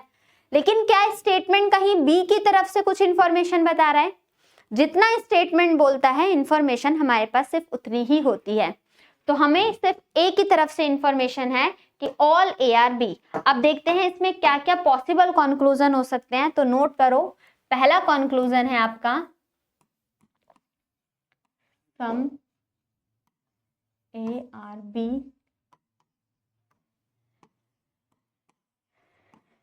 सेकेंड है some B are A, third one is some B are not A is a possibility,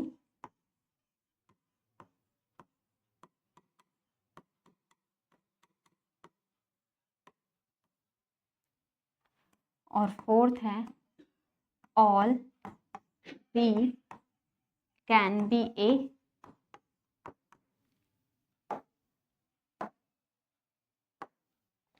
ये हमारे 4 पॉसिबल कंक्लूजन है। फटाफट से इसका भी स्क्रीनशॉट ले लो, फिर आगे डिस्कस करते हैं।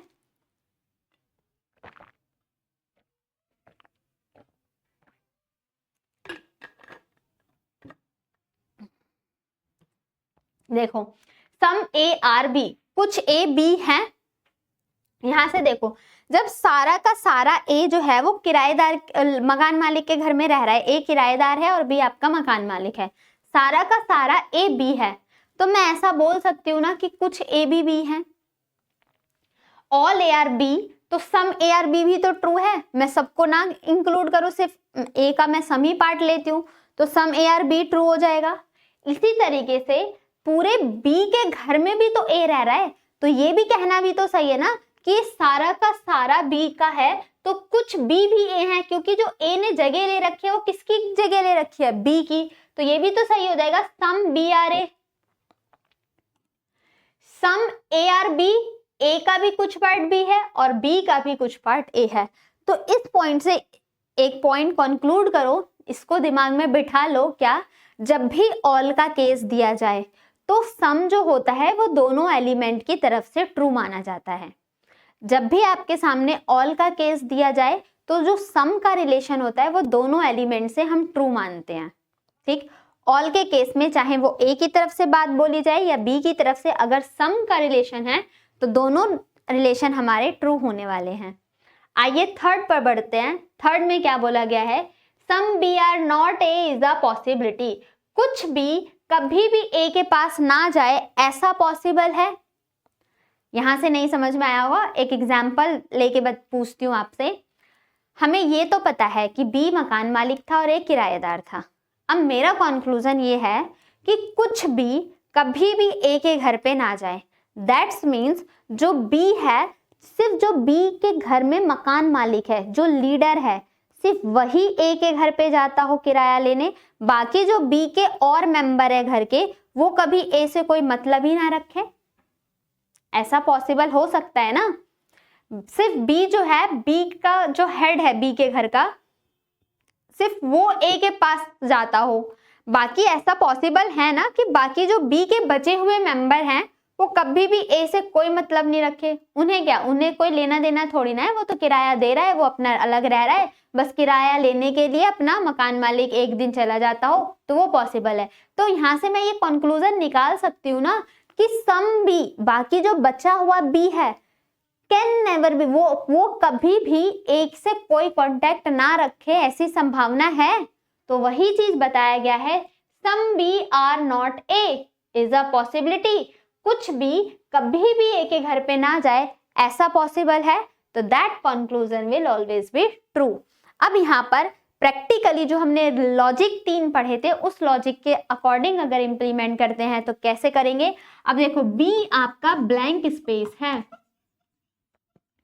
बी का जो ये वाला पार्ट है ये ब्लैंक स्पेस है, इसके बारे में कोई इंफॉर्मेशन नहीं दी गई है हमारे पास, ये आपका ब्लैंक स्पेस है और ब्लैंक स्पेस के बारे में इंफॉर्मेशन नहीं दी है और वर्ड आपका यूज कर लिया पॉसिबिलिटी, तो वो कंक्लूजन आपका गलत हो जाएगा। बहुतों के दिमाग में ये भी वर्ड आ रहा होगा कि मैम जहां पॉसिबिलिटी आ जाता है वो ट्रू हो जाता है क्या, तो ऐसा नहीं है। आपको एक्सप्लेन किया मैंने, अगर ध्यान से सुन रहे होगे तो आपको एक्सप्लेन किया था क्या, कि जो चीज पहले से ही पता है और फिर भी पॉसिबिलिटी दे देता है उस कंक्लूजन को हमें रॉन्ग मानना है। जो भी पहले से ही हमें इंफॉर्मेशन पता है, वेन डायग्राम में दिख रहा है और फिर भी पॉसिबिलिटी लगाता है, तब गलत होगा। लेकिन कोई रिलेशन नहीं है, ब्लैंक स्पेस है और फिर पॉसिबिलिटी आती है, तो वो कंक्लूजन हमारा ट्रू होने वाला है। क्लियर? तो बी की तरफ से मुझे इंफॉर्मेशन स्टेटमेंट में नहीं दी थी और ये बोला था some B are not A, कुछ बी कभी भी ए के पास ना जाए ऐसा पॉसिबल है, तो वो भी ट्रू। आपको एग्जाम्पल भी देके बता दिया। थर्ड पॉइंट क्लियर हुआ होगा सबको? किसी को क्वेरी है यहाँ तक? नहीं? आगे चले? चलो तो फिर फोर्थ पॉइंट क्या है? All B can be A. Fourth point है ऑल बी कैन बी ए। क्या ये सारा का सारा बी ए हो सकता है? ऑल बी, सारा का सारा बी ए हो सकता है? तो फिर से एग्जाम्पल लेते हैं। जो ए किराएदार था और बी मकान मालिक था, तो जो मकान मालिक का एक मेंबर है वो तो उसके पास जाता था किराया लेने के लिए, लेकिन बाकी मेंबर नहीं जाते थे। लेकिन एक दिन ऐसा क्या हुआ, ए जो किराएदार है ना, उसने अपने घर पे कोई फंक्शन रखा है, इनवाइट किया है बी के सभी को। ए के घर पे सपोज करो बर्थडे पार्टी है और ए जो किराएदार है उसने अपने मकान मालिक की पूरी फैमिली को इनवाइट किया है अपने घर पे। तो ऐसा पॉसिबल है ना कि आज ऐसा दिन आया है कि बी के घर के, जो मकान मालिक के घर के सभी मेंबर हैं, वो ए के घर पे चले जाएं? पॉसिबल है ना? हर टाइम तो सिर्फ मकान मालिक का जो हेड था वो जाया करता था, लेकिन इस बार किराएदार ने पूरी फैमिली को इनवाइट किया है, तो ऐसा पॉसिबल है, बर्थडे में इनवाइट किया है तो सब तो जा सकते हैं ना। तो वही चीज यहाँ पर पूछी जा रही है कि ए का कुछ पार्ट तो है ही बी के पास, लेकिन फिर से ये बी ब्लैंक है, तो बाकी बचा हुआ बी ए के पास जा सकता है? पॉसिबल है, ऐसा हो सकता है। दैट्स मीन्स ऑल बी, सारा का सारा बी ए हो सकता है, तो ये कंक्लूजन भी आपका ट्रू हो जाएगा। होपफुली ये पॉइंट भी आपको क्लियर हुआ होगा। एक बार फटाफट से इसका रिकैप ले लेते हैं। क्या रिकैप हुआ हमारा कि जब भी ऑल का केस बने और ऑल के केस में डायग्राम आपका ऐसा बनेगा, all A are B, information हमारे पास सिर्फ ए की तरफ से है और ये बोल दिया गया है all A, some A are B और सम बी आर ए। तो ऑल के केस में सम दोनों तरफ से ट्रू होता है, बी के बारे में इंफॉर्मेशन नहीं थी, तो some B are not A is a possibility, वो भी ट्रू हो जाएगा, और all B can be A, ये भी ट्रू हो जाएगा। अभी हमने सिर्फ दो पॉइंट पर डिस्कस किया था, क्या? सम और ऑल। अभी हमारे पास दो और बचे हुए हैं, कौन कौन से? सम नॉट और नो। सम नॉट बहुत इंपॉर्टेंट होने वाला है और बहुत सारे बच्चों की सम नॉट वाले पॉइंट पर गलती होती है, तो आप अभी सीखो, उस गलती को आपको नहीं करना है। तो अब हम डिस्कस करने वाले हैं सम नॉट का कॉन्सेप्ट।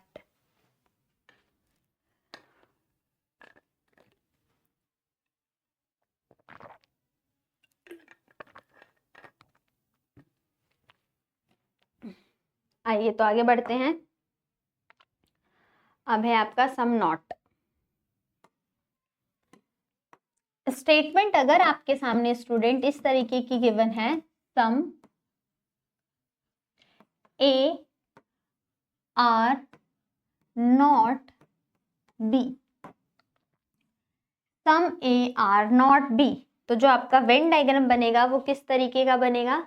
यह है ए का पार्ट,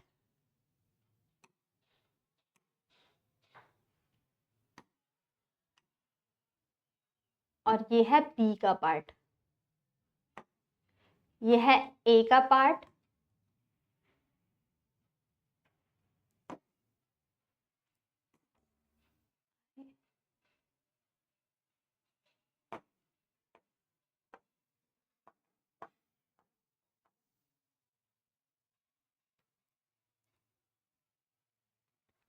ये है ए का पार्ट और ये है बी का पार्ट। और स्टेटमेंट क्या बोल रहा है? Some A are not B, that's means A का जो कुछ पार्ट है ना, वो बी से कभी कोई मतलब नहीं रखेगा। जो ये वाली लाइन होती है, ये हमारे नेगेटिव रिलेशन को रिप्रेजेंट करती है, नेगेटिव रिलेशन के बारे में डिफाइन कर रही होती है। तो क्या मीनिंग निकला? Some A are not B, that's means A का कुछ पार्ट कभी भी बी नहीं होगा। Some A are not B. Information कहाँ किसकी तरफ, किस एलिमेंट की तरफ से पता है हमारे पास? कि ए की तरफ से पता है कि ए का जो ये वाला पार्ट है सिर्फ ये इंफॉर्मेशन दे रहा है कि मुझे कोई मतलब नहीं है बी से, बाकी ए के ब्लैंक स्पेस के बारे में कोई इंफॉर्मेशन नहीं है और बी की तरफ से भी हमारे पास कोई इंफॉर्मेशन नहीं है। अब यहाँ पर हम कौन कौन से कंक्लूजन को फॉलो करवा सकते हैं एक बार नोट कर लेते हैं फटाफट से, उसके बाद आगे डिस्कस करेंगे। कंक्लूजन फर्स्ट है आपका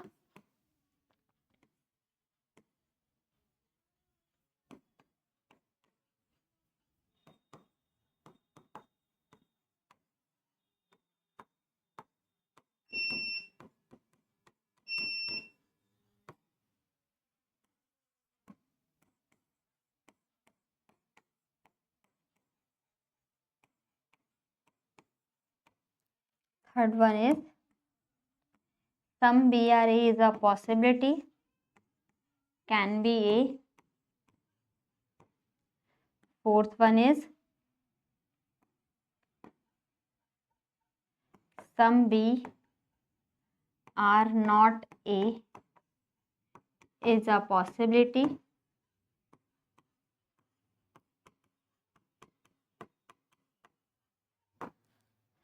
And next one is all B can be A.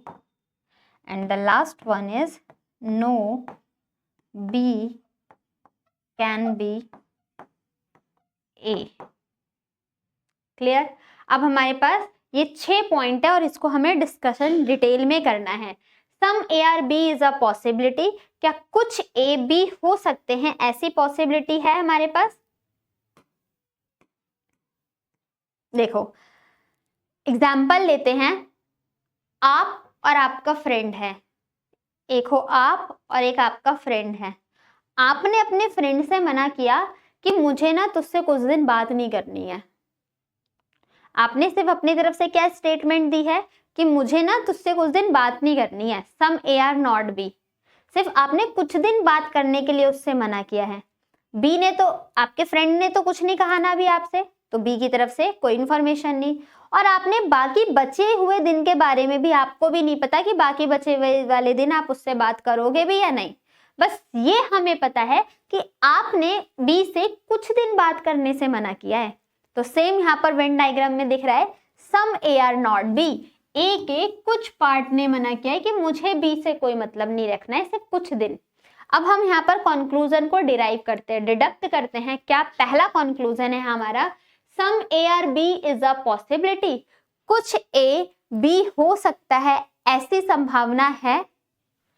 Some A are B is a possibility, तो देखो इसका मतलब क्या, आपने तो अपने दोस्त से कुछ दिन बात करने के लिए मना किया था, बाकी बचे हुए दिन तो आप उससे बात कर सकते हो ना। कुछ दिन आपने डेफिनेट बोला था, बाकी बचे हुए दिनों के बाद तो आप उससे बात कर सकते हो ना। तो सेम ए के सिर्फ इस पोर्शन ने मना किया है कि मुझे बी से कोई मतलब नहीं रखना, बाकी ए का ये ब्लैंक स्पेस तो इससे मतलब रख सकता है। और वही चीज कंक्लूजन में बोली जा रही है, some A are B is a possibility, क्या कुछ ए बी हो सकते हैं, ऐसी संभावना है। तो ये हमारा कंक्लूजन क्या हो जाएगा स्टूडेंट, ट्रू हो जाएगा। होपफुली क्लियर हुआ होगा। नेक्स्ट है आपका all A can be B, क्या सारा का सारा A all A can never be B कर लेना। ऑल ए कैन या all A are not B is a possibility लिख देती हूँ, ऑल ए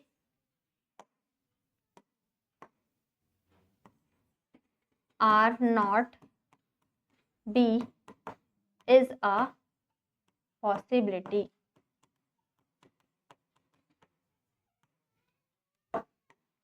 ये बोला जा रहा है कि सारा का सारा ए कभी भी बी से कोई कांटेक्ट ना रखे, ऐसा पॉसिबल है।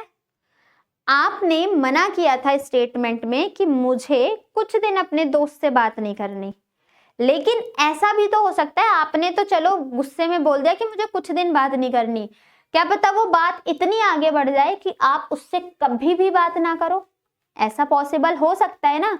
तो वही चीज यहाँ पर डिफाइन की गई है कि ए ने तो पक्का पक्का मना कर दिया है मुझे बात नहीं करनी, और फिर से बाकी ए ये क्या हो गया आपका ब्लैंक स्पेस हो गया। तो ये सारा का सारा ए कभी भी बी से कोई कांटेक्ट ना रखे, ऐसा पॉसिबल है हमारे पास। ठीक, ए के कुछ पार्ट ने तो पहले से ही मना किया था और ब्लैंक स्पेस भी इसके पास ना जाए, ऐसा हो सकता है। तो मैं यहां से ये कंक्लूजन निकाल सकती हूं कि कोई भी A, no A can be B या all A are not B is a possibility. तो ये पॉइंट भी हमारा ट्रू हो जाएगा। ठीक, आपने मना किया अपने दोस्त से आप बात नहीं करोगे, आपका दोस्त तो आपसे बोल सकता है ना, आप रिप्लाई मत करना। आपने कुछ दिन अपने दोस्त से बात करने के लिए मना किया था, बट आपका फ्रेंड तो आपसे बात कर सकता है ना, बस आप रिप्लाई तो नहीं करोगे। सेम, अब मुझे ये बताओ, इंफॉर्मेशन हमारे पास सिर्फ ए की तरफ से है कि some A are not B is a possibility, A का कुछ पार्ट बी नहीं होगा। बी ने तो कुछ नहीं बोला ना, स्टेटमेंट में बी की तरफ से तो कोई इंफॉर्मेशन नहीं है, तो बी की तरफ से क्या जो भी चीज बोली जाए पॉसिबिलिटी में वो सब ट्रू हो जाएगी। बी की तरफ से जो भी कुछ बोला जाए क्या वो पॉसिबिलिटी में ट्रू हो जाएगा? ट्रू मानेंगे। क्यों मानेंगे? क्योंकि बी की तरफ से हमारे पास कोई इंफॉर्मेशन नहीं है और पॉसिबिलिटी में चाहे वो पॉजिटिव बोले चाहे वो नेगेटिव बोले सब ट्रू हो जाएगा। आइए देखते हैं कैसे। थर्ड पॉइंट पर बोला गया है सम बी कैन बी ए, कुछ भी ए के पास जा सकता है। ए ने मना किया था मुझे तो उससे बात नहीं करनी, बी तो उससे बात कर सकता है ना, तो some A can be B, कुछ भी ए के पास आ सकता है, that is true. Some B are not A is a possibility, इस बार बी भी कह रहा है तू मुझसे बात नहीं करेगा, चल मैं भी तुझसे बात नहीं कर रहा। आपका फ्रेंड ने भी मना कर दिया कि मुझे भी तुझसे बात नहीं करनी, ऐसा पॉसिबल है ना। ठीक, तो सम बी, कुछ भी कभी भी कुछ दिनों के लिए ए से कोई कांटेक्ट ना रखे, some B are not A is a possibility, ये भी ट्रू। बी की तरफ से जो भी इंफॉर्मेशन दी जाए चाहे वो पॉजिटिव हो चाहे वो नेगेटिव हो, पॉसिबिलिटी में वो चीज आपकी हमेशा ट्रू मानी जाएगी, क्योंकि बी की तरफ से कोई इंफॉर्मेशन नहीं है और पॉसिबिलिटी आ जाए या कैन आ जाए या मे आ जाए वो चीज हमारी ट्रू हो जाती है। क्लियर, आपका कॉन्सेप्ट भी यही कहता है। आगे देखते हैं स्टूडेंट क्या बोला गया, ऑल बी कैन बी ए, सारा का सारा भी ए हो सकता है। आपका फ्रेंड हर टाइम आपसे बात कर सकता है ना, आपने ही तो मना किया, आपके फ्रेंड ने तो नहीं किया था ना, दैट्स मीन्स ये सारा का सारा बी भी उठ के ए के पास आ सकता है। ये कंक्लूजन भी आपका ट्रू। और फिर ऐसा भी तो हो सकता था कि आपका फ्रेंड भी आपसे कभी ना बात करे, पॉसिबल है ना, no B are A is a possibility, B कभी भी ऐसे कांटेक्ट ना करे, तो चाहे वो पॉजिटिव बात हो या नेगेटिव बात हो इसकी तरफ से सब ट्रू हो जाएगा। ये कब मिट गया?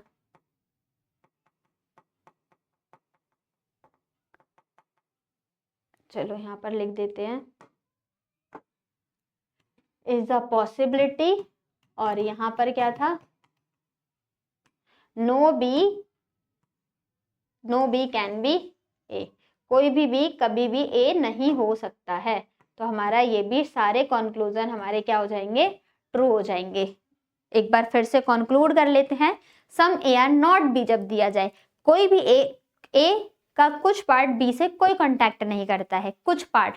कंक्लूजन में पूछा जाए क्या बचा हुआ ए है वो बी से कांटेक्ट कर सकता है, ट्रू। कोई भी ए बी से कांटेक्ट ना करे ऐसा हो सकता है, तो ट्रू।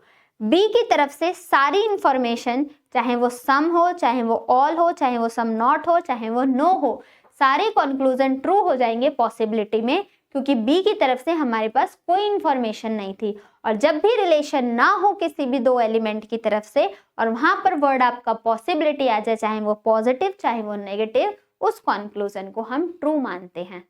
क्लियर। अब आपका एक लास्ट बचता है, कौन सा, नो का। नो के केस को ध्यान से समझना है। अगर आपके सामने स्टेटमेंट दे दी जाए student, no A are B, तो वेन डायग्राम कैसे बनना है ये तो हमें पता ही है, हमने अभी देखा भी था, लेकिन फिर से वेन डायग्राम की रिक्वायरमेंट होगी तो देख लेते हैं। ये है ए का पार्ट,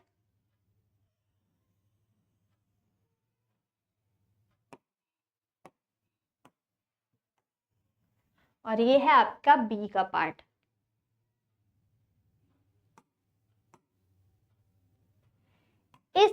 ए ने बी, अभी इन दोनों के बीच में कोई रिलेशन नहीं है, तो अभी पॉसिबिलिटी में ए की तरफ से हो चाहे बी की तरफ से हो, सब ट्रू हो जाएगा।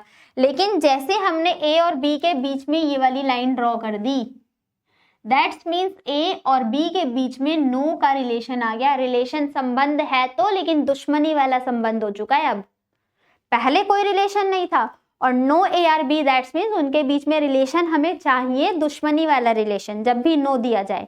अब इसके क्या पॉसिबल कंक्लूजन हो सकते हैं, let's check conclusion first. Some A are not B, second no B are A, and the third is some B are not A। यही 3 कंक्लूजन है इसमें। आइए डिस्कस कर लेते हैं एक एक करके डिटेल में इसको। सम A are not B, जब सारे A ने मना कर दिया कि मुझे B से कोई मतलब नहीं है, दुश्मनी है, तो क्या जो A के घर के अंदर के जो पार्ट हैं, क्या वो कभी भी बी से कांटेक्ट रखेंगे? नहीं ना। जब घर के बड़े ही मेंबर ने की लड़ाई चल रही है दूसरे पड़ोसी से, तो उस घर के जो छोटे मेंबर भी हैं वो भी पड़ोसियों से बात नहीं करेंगे, डेफिनेट। तो यही स्टेटमेंट क्या बताया जा रहा है, नो ए आर बी। तो ये हो सकता है ना कि ए का कुछ पार्ट भी, सम ए आर नॉट बी, ठीक।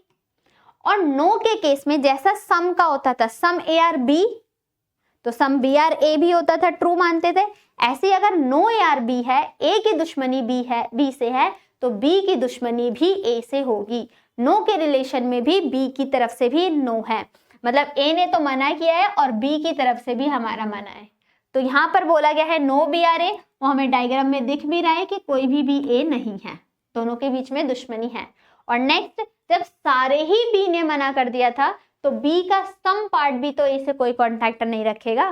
सम बी आर नॉट ए, तो बी, जब बी के बड़े ही हिस्से ने मना किया है, तो इसके अंदर के जो बाकी मेंबर होंगे वो भी इससे कोई कांटेक्ट नहीं रखेंगे, वही ये बोलना भी चाह रहा है।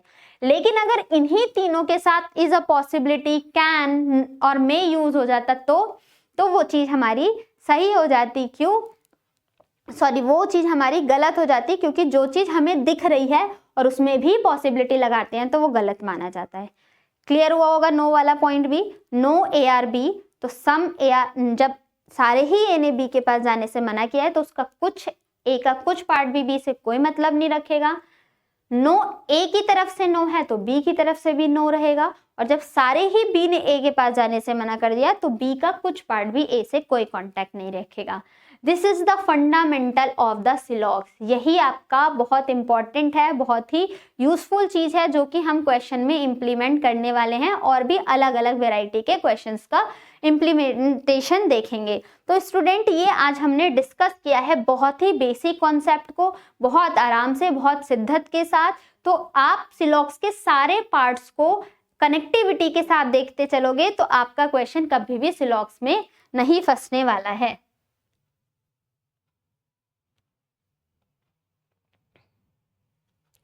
अब इन सारे पॉइंट्स को नोट कर लेना, नोट्स बना लेना। तो आज की क्लास हम यहीं रखते हैं। आगे नेक्स्ट क्लास में हम इस पे बेस्ड कुछ क्वेश्चन सॉल्व करने वाले हैं कि जब हमारे सामने क्वेश्चन आए तो हम वेन डायग्राम बना के उसको कैसे रिएक्ट करें, उसका कंक्लूजन कैसे डिराइव करें, इस चीज को सीखेंगे। तो आप नेक्स्ट सेशन को भी जरूर देखना और नेक्स्ट सेशन तक के लिए बने रहना, वेट करना। इस क्लास का रिवीजन नेक्स्ट क्लास स्टार्ट होने से पहले, इस क्लास का रिवीजन आप 3 to 4 टाइम्स करके आओगे, क्योंकि बार बार जब तक रिवाइज नहीं करोगे ना, आपके दिमाग में कॉन्सेप्ट नहीं आएगा। तो बार बार आपको वीडियोस देख के आपको उसको रिवाइज करना है, नोट्स प्रॉपर बनाने हैं, और प्रॉपर नोट्स के थ्रू भी आप उसको रिवाइज करते रहोगे।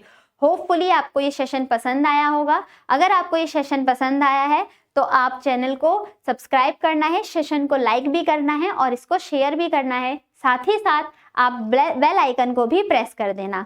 अगर आप हमारे सोशल मीडिया के प्लेटफॉर्म पे कनेक्ट होना चाहते हो, Twitter, Facebook, WhatsApp, Telegram, thread, किसी भी सोशल मीडिया पे प्लेटफॉर्म पे आप कनेक्ट होना चाहते हैं, तो इन सब का लिंक हमारे डिस्क्रिप्शन बॉक्स में मेंशन है, आप वहां से हमारे से ऐड हो सकते हैं। जब तक के लिए आप पढ़ते रहिए, अपना ध्यान रखिए। All the very best. Thank you.